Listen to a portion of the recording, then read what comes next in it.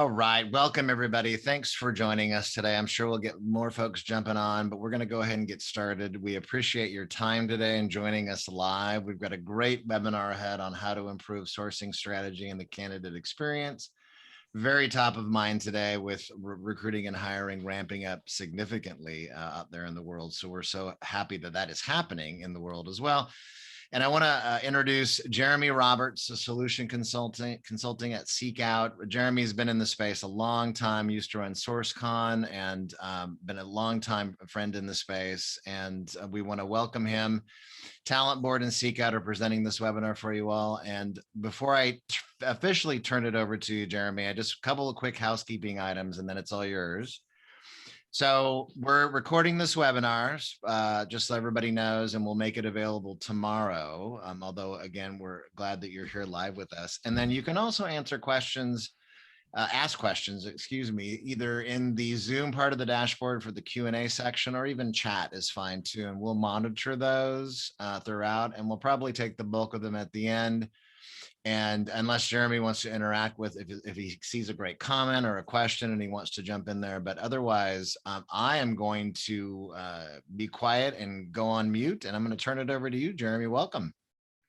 Thank you very much. It's great to be here with all of you. I actually love the Candidate Experience Awards. I've been involved for many years as just a participant in the annual meetings. When I worked at ERE, I was able to go to a lot of the awards ceremonies that took place around the ERE and SourceCon events. So always excited to interact with all of you.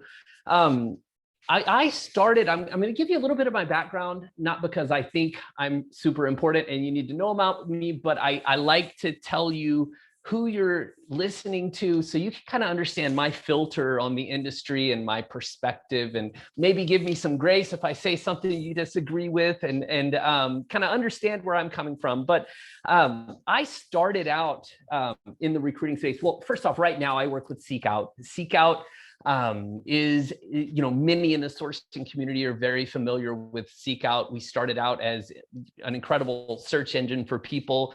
We have evolved into what could really be described as an AI-powered platform for enterprise talent optimization. You may wonder exactly what that means, and I think it will become clear, not because this is a demo of Seekout, but I think when I talk to you today about the problems I see in our space, we're really focusing in on those problems and talking about how to solve those for our customers. So, so we're not going to spend time, demoing Seekout, but I think it will give you, when I say we're an AI-powered platform for enterprise talent optimization, after this next 45 minutes and kind of understanding where I see the problems, you'll kind of see what space we're working at now. But yeah, I've been with Seekout since last summer. I started out in the space. I always show this slide here. Many of you may remember this movie. It was Boiler Room, great film.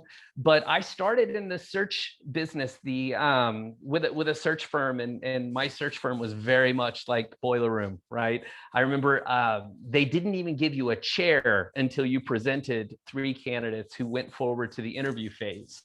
Right. And then after a few placements, you got a computer. Right. And so it was very much like this. You would get a candidate on the phone, and the manager would come put on a headset that was connected to your phone and kind of coach you through the call. So I started in the search business in 2001. And really kind of grew from there. I spent about 8 years in retained and executive search, and then I transitioned to corporate recruiting with Raytheon and helped start a sourcing function there. Did an Avature implementation. Then I went to Honeywell and led a team of 25 sourcers at Honeywell, and did a lot of work, with the workflow kind of between the recruiting team and the hiring managers and the sourcers and the recruiters. And so really kind of wrap my brain around those types of workflows during that time.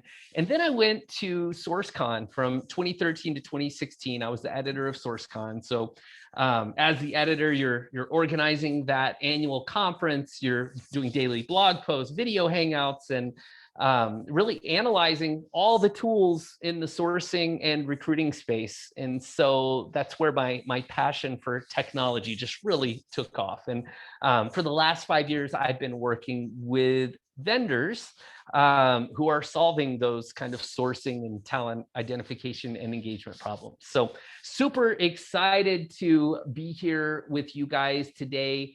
I want to say that before we start, I love when people interrupt, right? So Satna, if you could watch the questions, we'll take the Q&A as we move forward. At the end, we'll address everything we can in the Q&A. But if anything comes up during this conversation that looks relevant to what I'm talking about right now, that please interrupt. I definitely love conversation, and webinars are kind of my least favorite just because I love interacting with everybody and I can't always hear what's going on. So do not hesitate to drop a question in the chat and the Q&A, because I definitely think that we should address things as we go.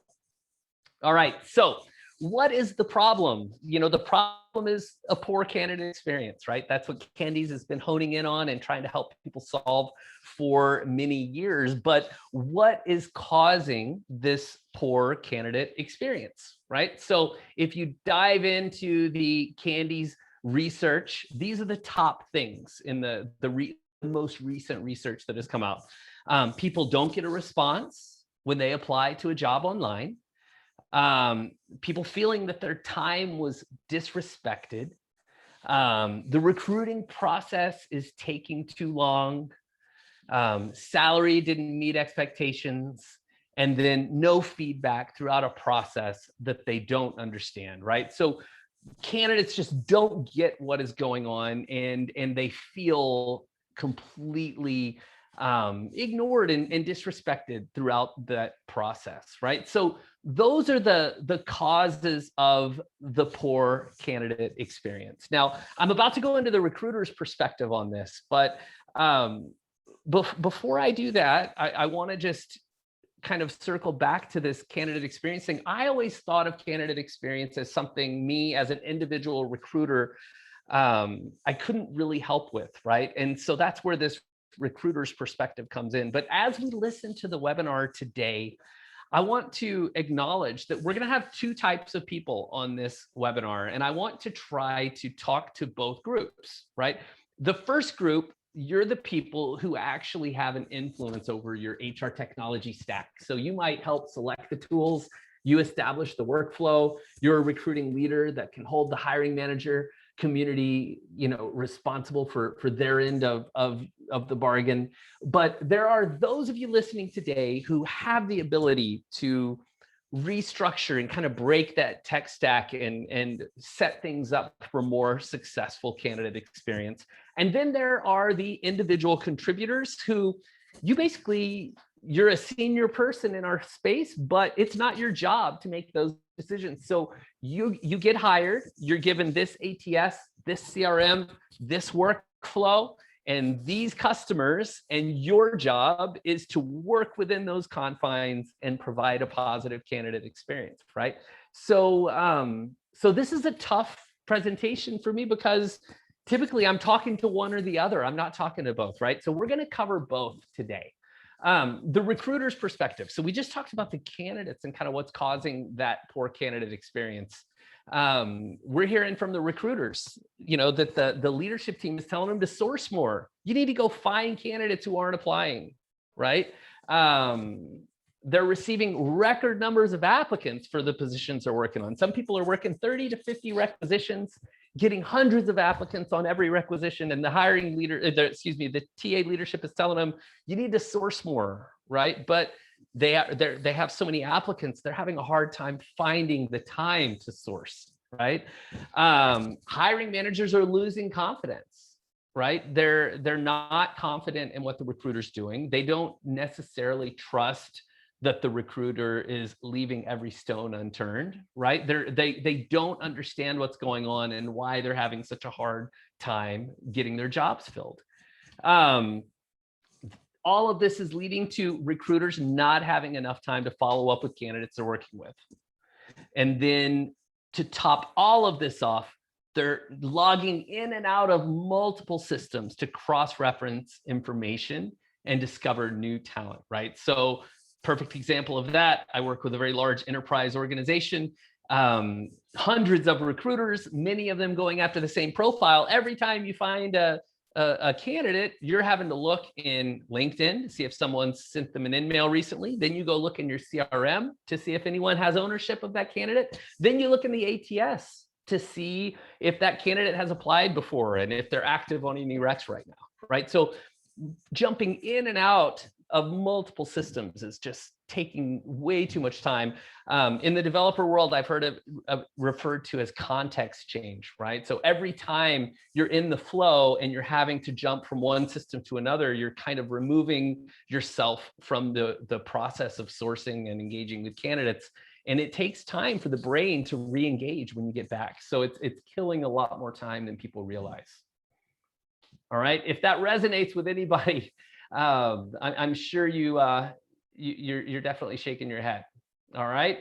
Once again, if you have anything you want to add it to the chat. Now, all of this is leading to information overload, right? There's just way too many systems, way too many candidates, and way too much to do.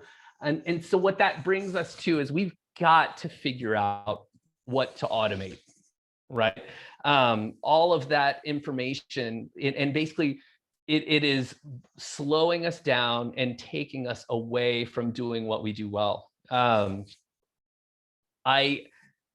we move into this, right, whenever you start talking about automation, these are old articles, by the way. The end of sourcing is near. The remaining recruiting challenge is selling, right? So people start to get nervous when you start talking about automation. Robots will take over most jobs within 30 years, experts warn. Robots will erode the middle class, right? So there's all these things going on, but I am a big fan of the technology movement coming in, because I think that we have not been allowed to do what we're best at, right? So if you look at this, IBM Watson saved a woman from leukemia. So it basically discovered a rare illness that doctors had missed, right? Because they were able to look at machine learning algorithms that showed symptoms over time, right? And it was able to detect what was going on with her. Now, my hypothesis for healthcare, right? It's the worst for us right now. You go, and it's the only industry where it's okay for the doctor to show up an hour after the appointment. Then they walk in and they talk to you for 3 minutes, right? And then they leave. And I know many of you may be, close to doctors, and I'm not. I feel bad for them. I don't think they're bad people. I think that they're in a system right now that is causing that for them. But I believe that when machines can actually do what happened here, then the doctors are going to be freed up to actually do patient care, right? The reason most of them were called to medicine was not to spend 2 minutes with us when we're at our worst moment. It's to actually help people, right? So as things move in and start to free up their time, they're going to be able to do what they were truly called to do. And I feel the same way about our profession, right? As the automation comes in, we're going to be able to get back to candidate care and doing the important parts of the job. This is another, if any of you are interested in artificial intelligence, the 100-year study on artificial intelligence is a fascinating read, but it said AI will likely replace tasks rather than jobs in the near term, and will also create new kinds of jobs, right? So it's nothing to be fearful of, and especially in our space, it's really going to make us better, right? So I love this quote from Thomas Friedman: no matter what your profession, doctor, lawyer, architect, accountant, if you're an American, you better be good at the touchy-feely service stuff, because anything that can be digitized can be outsourced to either the smartest or the cheapest producer, right? So this is kind of setting us up, like it's happening in our space. It's happening slowly. There's a lot to kind of take apart and reassemble, but once we do, we're going to have to get back to the things that recruiters were taught in 1980, when none of this technology really existed. They were taught how to actually recruit, how to prep candidates for interviews, how to prep hiring managers, how to debrief candidates, how to debrief hiring managers, how to massage both sides of the deal, how to understand the motivators of the candidate so that they could bring that up when they're trying to close the candidate, right? So all the things that, in my opinion, have caused candidate experience to be poor need to be readdressed as we work out the things that are taking our time away from us. All right. Now, I wanted to check. There are a couple of comments in here. Let me look at the questions real quick. Are we going to cover the info promised in the title? Absolutely, Michael Conlin. We are going to cover the information addressed in the title. This is setting you up to receive that information. Sorry if it went too long. All right. So most recruiters depend on multiple systems to find talent in the market. So I like to refer to this as a small city, right? You've got multiple buildings here. And if you think about your HR tech stack, and when I told you I want to address the things that recruiters, I'm going to address the hiring manager, the leadership teams and the individual contributors. This is really kind of diagnosing the problems for the leadership team. So you've got your ATS, you've got LinkedIn, you've got a mix of job boards, you've got all these different systems that make up the city that is your HR tech stack. Now, climbing the floors within this, so we'll say over here, you've got your CRM and your ATS. At a large enterprise organization, you might have 1 million people in your ATS, 200,000 in your CRM that you've been nurturing, all right? And then over here in this next building next door, most of you probably have access to LinkedIn, right? And then you're gonna run ads on LinkedIn. You're gonna use Indeed, you're gonna use Glassdoor. If these things are not solving your problems, you're gonna start going after Chrome extensions, right? So all the Chrome extensions you learn about on the sourcing blogs and everything else, right? The fascinating thing about this, right? If you have your CRM and your ATS with 1.3 million candidates, and you've got LinkedIn with 600 million plus, Indeed, Glassdoor, right? You've already got access to all the people. The problem is we're not seeing the right people at the right time, right? And then if you look over in the building on the right-hand side, you can see the other public profiles, right? So to me, the hiring leaders need to be focusing on is figuring out a way to see all of this data, right? A lot of the ATSs out there and the CRMs have the data, but you're not seeing the right people at the right time. You're not searching that data. Maybe they're not connected. So you can't visualize the overlap in the CRM and the ATS.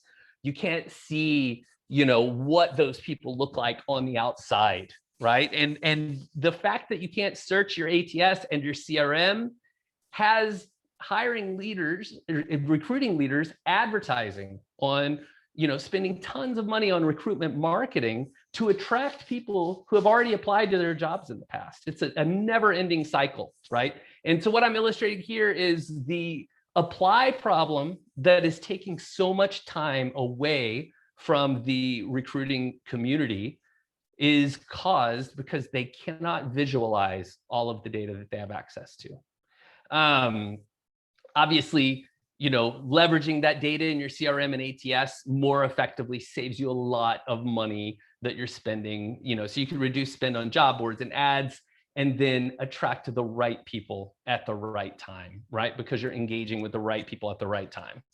All right. So basically, TA teams are losing the trust of their customers. Hiring managers are looking at this disconnected system and they're not trusting it, right? And they're treating us more as order takers. And so it's time to leverage the data that we have to take control back, right? Any questions about that? Any comments at all? Nope. All right. So it's kind of a long preamble to the problem, but I think it's really critical to truly understand it. So what does the leader need to do before we jump into the individual contributor? The leader needs to reimagine the HR technology stack, right? So the traditional building, the bottom floor is the ATS, second floor is the CRM, third floor might be LinkedIn. Then you got Monster Career Builder, Indeed. You got all these different tools, and you're still not finding people. So you go add some Chrome extensions, right? So it's time to kind of reimagine that and see the right people at the right time. You need to start leveraging the data that you already have to tell a story, right? And then what gaps exist. Connect the dots within all of those systems to reduce those redundancies. Add automation anywhere in the process that will take pressure off of recruiters, right? So basically look at the entire life cycle, what your recruiters are doing, find anywhere that you can. And this is perhaps the most important thing for me, is create a consistent process and support the TA team in holding hiring managers and business partners responsible for complying with that process. I think it was Jim Durbin told me one time, it doesn't matter if your interview process is 10 interviews long or 2 interviews long. You need to know that and then be able to prep the candidates for that and communicate that throughout the process, right? So create a consistent process that everyone is held accountable to. All right. So this kind of the candidate experience interview cycle, I pulled this from one of their recent studies, right? These are kind of the things that I want to jump into from a sourcer and recruiter perspective. We're going to dive into this a little bit more in detail on upcoming slides, but I was blown away that this kind of goes right in alignment with my thinking. To provide a better candidate experience, you need to screen with assessments and make sure people are in or out quickly. You need to prep candidates for the interview process, what it looks like. You need to stick to those schedules. If you commit to one, stick to it. Stick to that structured process.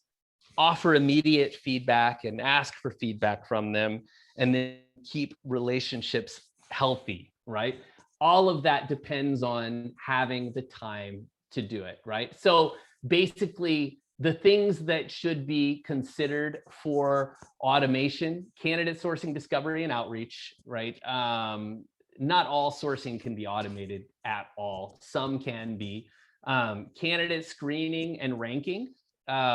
You should be using, if you've got some really simple screening techniques, you should be using knockout questions and possible screening things like maybe a higher view assessment, or for coders, whatever it may be, hacker rank, things like that, to screen people out early in the process. You could use automation for interview scheduling, sending reminders, follow-up, assessments and background checks can obviously be automated, offer letter templates, and then, candidate rediscovery of your database, that can definitely be automated to kind of free up time for the recruiter and sourcer to focus more on the candidate experience. Once again, the human element, if you look, by the way, this information came from a HireVue article from a while back.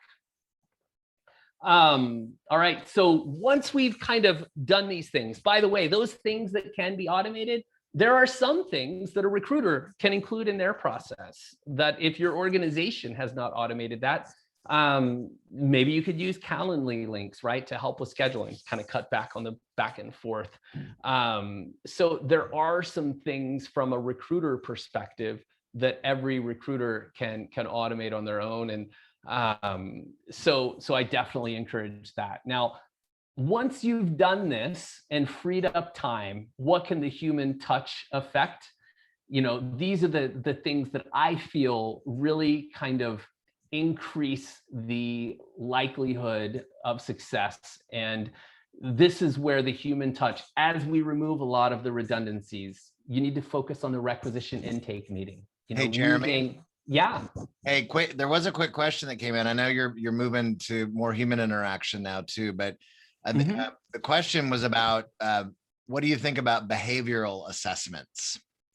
Yeah, Zanette, that is a great question. And I am going to, this is one of the reasons I like to share kind of who I am so that you can understand my answers. So I come from a deep sourcing background, and with a deep sourcing background, most of my career, I was working on things that, specialties where you either can do it or you can't, and they're very skills driven, not so much behavioral. And so I'm definitely not an expert in behavioral assessments, but I am a believer in data and science, right? And so people will, if behavioral assessments work for the roles that you're working on, and you can back those, then I don't have a problem with that. I do sometimes get uncomfortable with behavioral based interview questions being performed by recruiters who aren't really experts in that, if that makes sense. So I don't know if I'm answering your question the right way, but if behavioral assessments have been proven to increase retention of candidates in your business, then you should support that, but automate whatever you can around that to expedite that process. Yeah, agreed. Thanks, Jeremy. Yeah, no, that's a great question. Definitely, like I said, most of my career I've been working on really hard to find roles where it's like, I don't care if the person can communicate, they're the only person who can do it, right? So I've very seldom been faced with that in the roles that I work on, but that is something very important. All right, so what can the human touch affect? Requisition intake, candidate identification, assessing and screening candidates. I'll give you kind of my interview process and the way I think is effective. The interview phase can really be improved by the human touch, and then the closing process is really important. Now, as we look at these, right, I know this is a little bit controversial, but I remember when I started, I'm kind of aging myself, but back in 2001, when you started in recruiting, this is all you learned. You learned how to take a job order from a client or a hiring manager, how to do that requisition intake meeting. You learned how to engage people with one quick line on a phone that was a cold call, right? How do you get their interest? How do you build rapport? How do you get them to open up to you? You learned the art of recruiting that was all about human touch. I've seen the decline in teaching of all of this over the years. And now that technology has taken over our world, I feel like a lot of people skip this part of training and just teach you how to use software. This is how you put candidates into a project. This is how you send an in-mail. By the way, don't send too many, and then you wait, right? So I've also seen a lot of recruiters that they just jump on the phone and ask, do you have this skill? Do you have this skill? Do you have this skill? And you never uncover their motivations or what makes them want to move that allows you to close them in the end, right? So the art of recruiting all kind of falls in this human touch. And I feel that going back to that and learning all of that again and making yourself an expert in that will result in a higher candidate experience, because it completely is in alignment with what the candidates want as well, right? So Jeremy, there's a question I think related to what you were just sharing about the interview phase, but where would you find these types of questions that you've been talking about? I'm going to go through a couple of slides in a minute where I'll kind of give you my oh, by the way, this is my only pop culture reference. We got to take the power back, right? And so I think the right place to do that is in the intake meeting. So I'm going to go through kind of each of these phases real quick, and then keep me on time, Kevin. But we're going to talk about a few of these things, and then I think these soft skills, free up your time, whether it's you as the individual contributor trying to find a place to automate, or you as the leader figuring out how to give people time in their day back. But, at every step, you need to, like for the intake meeting, gain a deep understanding of the hiring manager needs and wants. Probe for flexibility, right? Hiring managers are all going to tell you the must-have and nice-to-have skills. Okay, most recruiters are writing all those down, and then they're going and doing a search and realizing they don't exist, and then you're already behind, right? Because you didn't have that conversation on your first intake call. You need to educate the hiring managers during that call to make them aware of market realities, set realistic expectations. How many times have you had a hiring manager explain what they want and you're like, okay, well, that combination of software only exists on your team and your team's already all quit, right? So you've got to kind of be able to educate them about the market while you're on the phone. And you need to establish yourself as the expert so that you have more control of the process moving forward, right? When I was in executive search, that was really easy because they paid you a retainer. And so they already viewed you as the expert, or you wouldn't have gotten the retainer, right? So you had that client control from day one, and it was your job to not lose it at that point. When you're in a corporate setting, sometimes you don't have any client control. And I think that might be a bad word these days. You have to come up with a softer way of saying it, but you need to influence without authority and make sure that you're getting your agenda through, right? And then also with that hiring manager, you need to confirm interview expectations and process and get commitment for them for prompt feedback and a consistent process. Now, I told you this wasn't going to be a Seekout demo, but Seekout is what I have access to. You guys would all laugh at me if you tried to watch me maneuver LinkedIn at this stage of my career. I seldom log in, right? But let's say that you've got a hiring manager. Now, from the initial call, they're looking for a DevOps person with cloud technology experience, right? And then, so you're going to this meeting. You also know that they have an office in Alpharetta and in Lincolnshire. Okay, so just working in DevOps and cloud technologies, I know there are 1,900 people who do that in that market, right? And so I can look here and I can tell them where these people sit, what companies they're in, right? And then as we do this, they're going to start adding other, well, let's say we start without Linux and Docker, right? So we're going to start with a certain number of candidates, 40,000 candidates. Okay, well, hiring manager says they need to have Linux. All right, so that takes it down to this number, Mr. Hiring Manager. Now you only have 9,300. Okay, they need Docker as well. Okay, so now we're down to 1,900 candidates. Oh, by the way, I'd love for them to have a bachelor's degree. Let me find the, well, I moved my darn, there it is, degree. I moved it. Okay, so bachelor's degree. So we want a master's degree. Okay, so now you've gone from 1,900 candidates down to, I believe it'll be, looks like 600 candidates, right? So we're at 647 candidates now with those skills. So as you're on the phone with a hiring manager, let's say they, it would be really nice, and this is just a random throwing it in there. Can you find somebody with Hadoop? And then you drop in Hadoop and see what it does, right? And either way, the hiring manager is really going to start to narrow it down.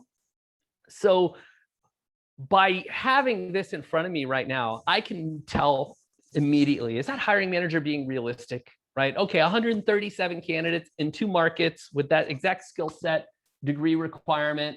I think we can fill this job based off that criteria. Let's say the hiring manager threw in 2 more coding languages that narrowed it down to 10 people. Before we hang up, I could be like, these 2 coding languages are really going to change things. Can we teach that?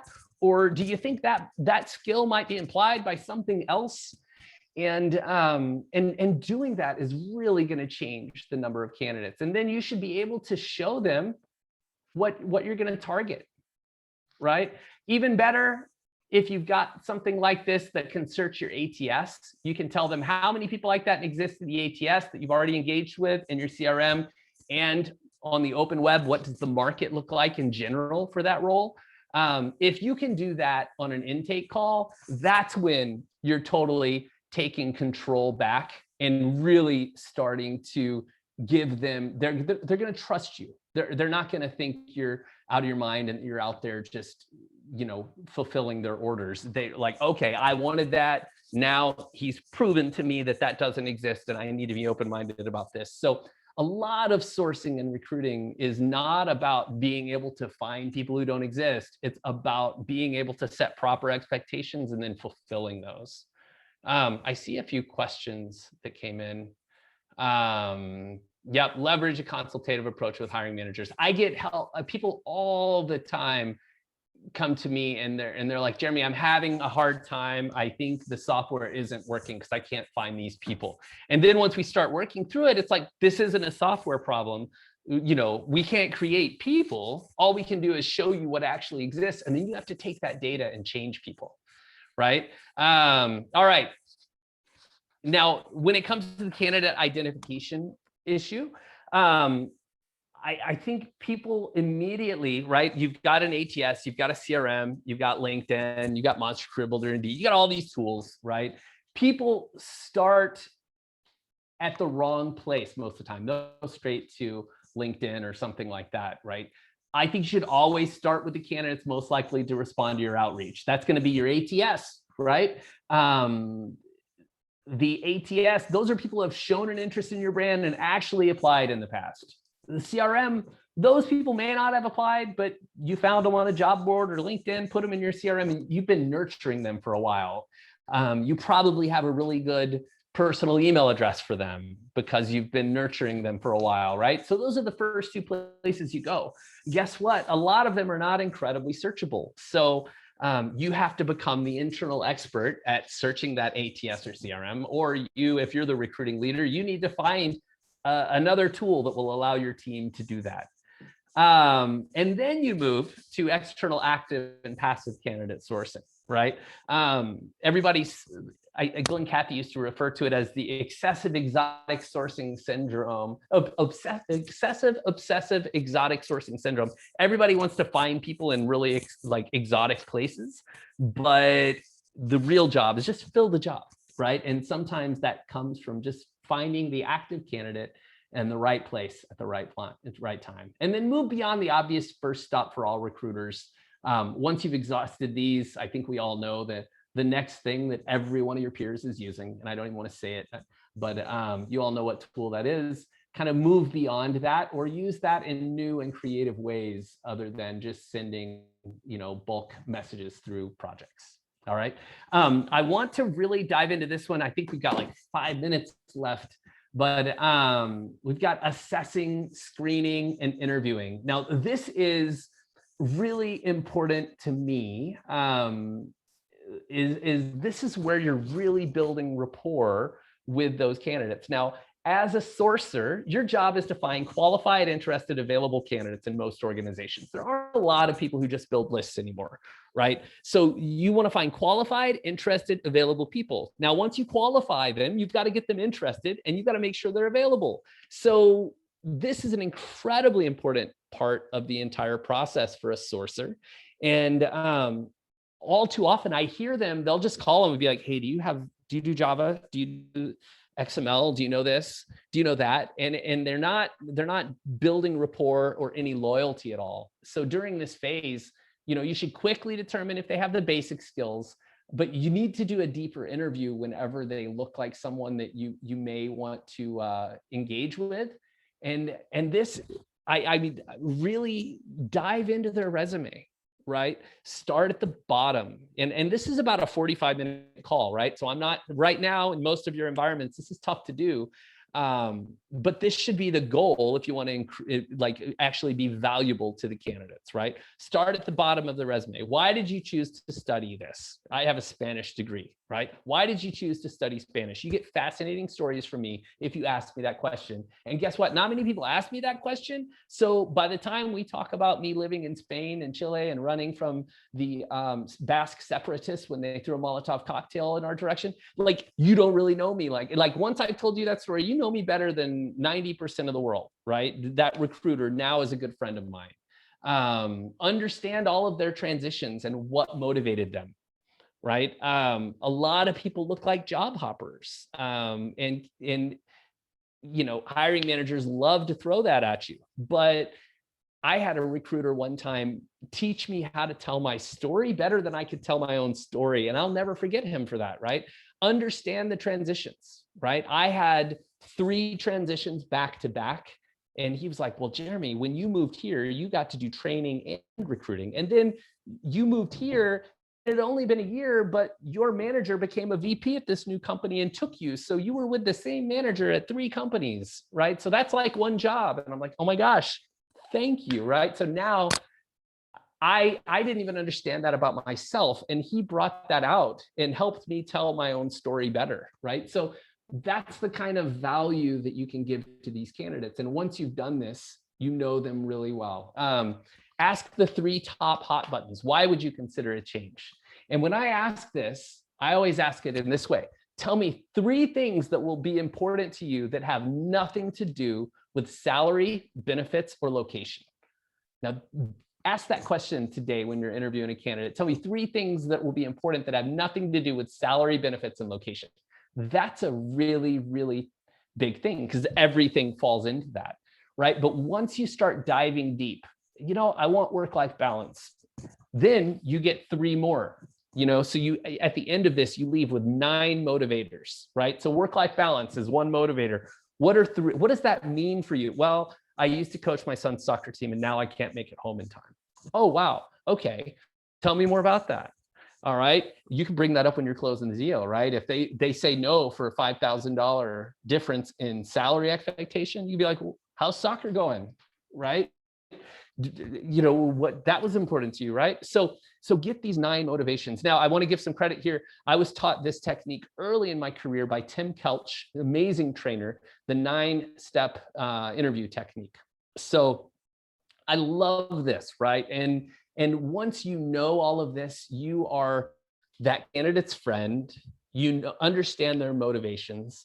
You understand everything about their transitions. So you can prep the hiring manager. Hey, you're going to see a little bit of job hopping. Let me tell you why that took place.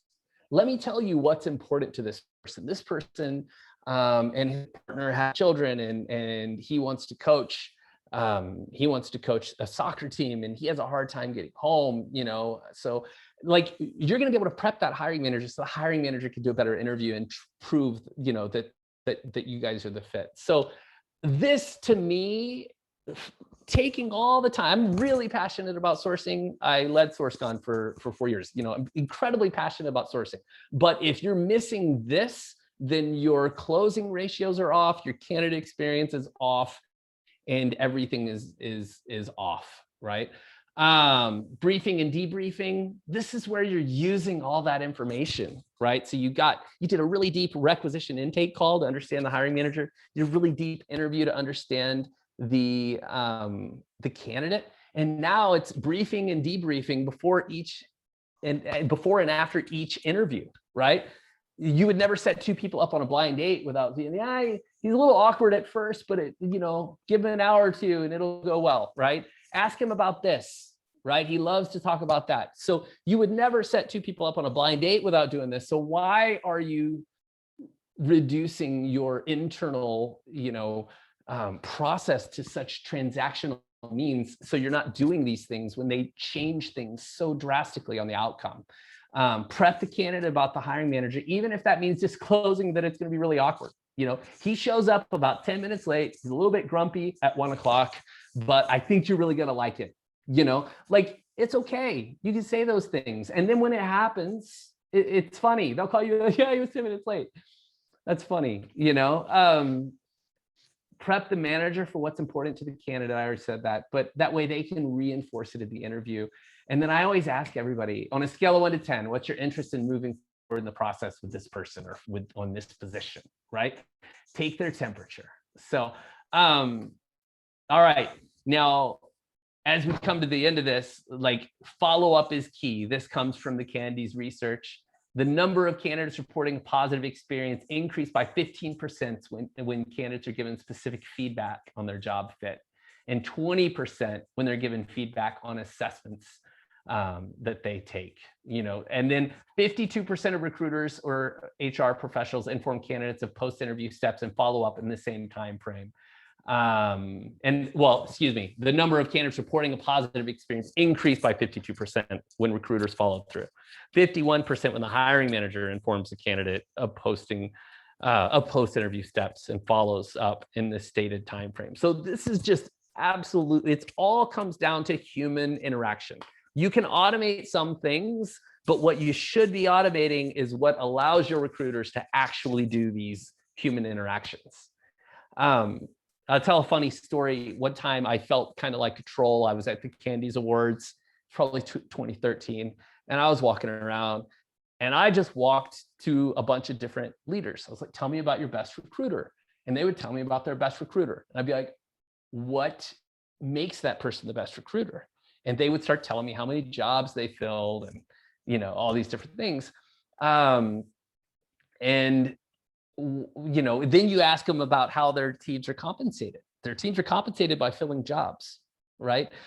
So that's incredibly important, but you've got to figure out how to feed in the candidate experience into what rewards people, because what I took from those conversations was most of these people are here getting candidate experience awards, but when I ask them what they love about their recruiters, the ones they love filled the most jobs, but they also probably had to ignore the most people too, right? Because of the volume. So work hard, like you want them to fill a lot of jobs, but you also want to free them up to give them time to interact and treat people in a human way. I honestly, you know, when I was in the search firm world, if I skipped any of these steps, I was less likely to close a deal, right? If I didn't understand my candidates and my hiring managers' motivations at a deep level and follow up with them in a timely way, I closed fewer deals, right? So I think a lot of this plays out in the end in better metrics in terms of number of hires, but you've got to free up the time and make this work for people.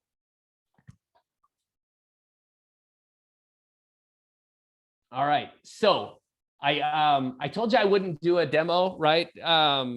So we're, you know, I'm with Seekout now. I mentioned the broken technology stack. You've got the ATS, the CRM, you know, LinkedIn, Monster Career Builder, Indeed, Seekout, whatever competitor of Seekout you might be using. You've got all these different levels of your HR technology stack. I think one of the things you're going to be seeing as we move forward is all of these companies are trying to figure out how to connect that entire tech stack into one experience, right? And so that's what we're doing with Seekout. You've got Talent 360, which, you know, it gives you a 360 view of the candidates. So you got the public profiles, GitHub, papers, patents, social networks, referrals, you know, all of that. And then we can connect that data to your ATS and CRM data. So you can see, or even your HRMS. So your internal employees, what do they say about themselves online? What skills do they have you're not even aware of, right? So you could look at, you know, the passive candidate hiring. You can look at talent analytics and do strategic workforce planning. You can understand the difference. Okay, I've got this ATS with 3 million candidates, a CRM with 400,000 candidates. You can understand what data you already owned. What's the delta between the user experience developers in Austin that you have in your database and what's actually available in the open market? So then instead of just paying for ads for every job, you know, hey, I could fill that without any ads. I'm just going to use our ATS and CRM to fill these jobs. And then I can spend more money advertising on these jobs that are truly a problem. We don't even have that data, right? So Seekout's not the only one going this direction, but I think, you know, as leaders, you've got to figure out how to connect how to unwrap everything that you've got that is so siloed right now in terms of all that data. Where is it? And how do you make sure your team can see the right people at the right time without spending so much time, you know, searching for candidates and advertising for candidates that are already hidden in one of your systems. So kind of got me on a rant there. And then for sitting through this with me today, if you guys go to seekout.com/talent board, you can get some Seekout swag. Swag is always good. Always got to get the swag, and it's all the links also in the chat. That Satna on your Seekout posted for everybody as well. And it's also in front of you on the slide there. Jeremy, that was great. I mean, there's so much, as I always like to say, chock full of vitamins and minerals for sourcers and recruiters, right? Of what you shared.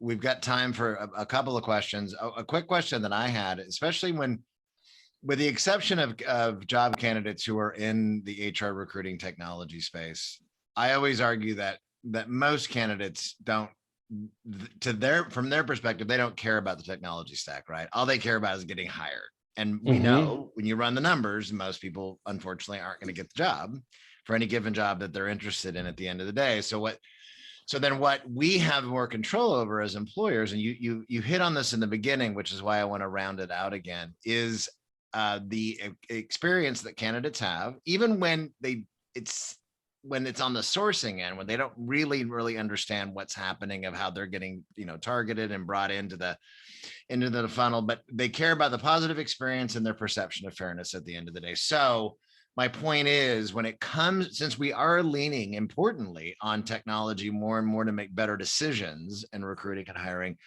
what's one of the key takeaway reminders again of a technology consideration as it impacts the candidate experience that I want you to reiterate one more time? Yeah, so people don't realize what they have in their ATS and their CRM. Right. And then they're writing these horrible ads, and then they're getting 300 applicants to jobs, right? So you're creating the serial applicant problem yourself, right? And so to me, understand what you have and what you need to advertise for. And then also, be really clear on the job descriptions. Yeah. Don't make them clickbait. Be really clear. I think it was Lever has really good job descriptions. Within 6 weeks, you'll be doing this. Within 3 months, you'll be doing this. Within 9 months, you'll be doing this. And within a year, you will be doing this. It's like, that's amazing, right? And when you read that, you could be like, I don't know that I can get there. So you go back and you find the one that's a better fit for you, right? That's just has to do with the way the job description was written. But right. Another thing that organizations need to demand from their technology that they work with is, when someone uploads a resume and they're obviously not a fit, software should be able to detect that and be like, hey, people who are successful in this role typically have these skills. Do you have that and you accidentally left it out of your resume? If so, go back and complete this. If you don't have that, these people typically started in this role before they transitioned here. Go apply here, right? So they're the same technology, like when you use a Seekout and they're matching job descriptions to candidates, that could be used in reverse. A candidate, when they apply, should be directed to the right places. Right. Not just allowed to apply to 90 things. Right. Right. So the serial applicant problem is horrible. And I think a lot of it is, understand the data you have and stop advertising to people who are already in your system. Yeah. And I think that aligns with another related item that came up about how, when the priority is, we want to focus more on diversity and inclusion at our organizations today. It's along the same lines, right? Of understanding who's already in your database, who are you targeting and why. And I think technology can be a big help in that regard, right? Absolutely. Yeah, absolutely. Well, I think we're out of time now, folks. Thank you so much. We're going to definitely send the recording out tomorrow. I think, Sapna, we're going to make the slides available too. Yes. Yes, we will. Excellent. All right. Well, all right. Can I say one more thing? Yes. Can I say one more thing? Yeah. So connect with me online. This is my profile. Connect with me online. If there's something I touched on that I didn't go deep enough on for you today, let me know and I can send you additional resources. So I've typically made a video that everything I covered today, I might have a video that goes way deep on that one thing. So connect with me and let's stay in touch. Thank you so much, Jeremy Roberts. Appreciate it. Thanks everybody for joining us and have a great rest of the week. Thank you guys. Bye everybody.